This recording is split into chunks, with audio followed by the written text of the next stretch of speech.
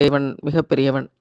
ஹஜ் செல்லணும்னு நியத்து வச்சு இந்த மனிதர் கிளம்பி போறார். பாதுகாப்பு காரணங்கள்னு சொல்லி தாமதமாக விமானத்தை அடையக்கூடிய நிலைமை வருது. விமானி நான் அழைத்து கொண்டு செல்ல மாட்டேன். எனக்கு நேரம் ஆயிருச்சுன்னு கிளம்பி போயிடுறாரு. விமானம் பறந்து போய் கொண்டிருக்கு.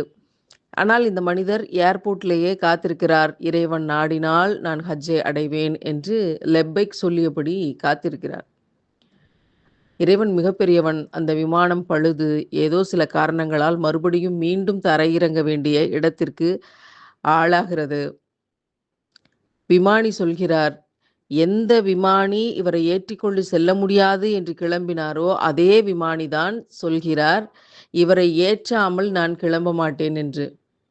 இறைவன் மிகப்பெரியவன். அவன் உள்ளங்களை அறிந்தவன். உள்ளங்களை சூழ்ந்தறிந்தவன். சுபஹானல்லாஹ்.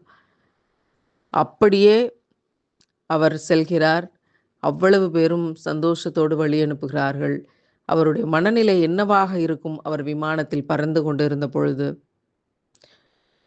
எல்லோரும் தான் பயணப்படுகிறோம். ஆனால் இதுபோல பல அதிசயங்களை, அத்தாட்சிகளை இறைவன் காட்டுகிறான். எதற்காக தெரியுமா?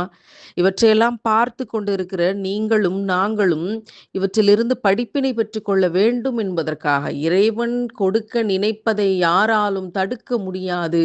இறைவன் தடுக்க நினைப்பதை யாராலும் கொடுக்க முடியாது. இறைவன் மிகப்பெரியவன். மனிதன் அற்பமானவன்.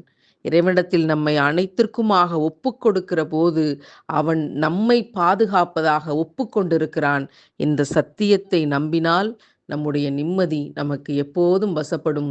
உயர்ந்த சொர்க்கத்தில் நமக்கான இடத்தை இறைவன் தயார் செய்து வைத்திருக்கிறான்.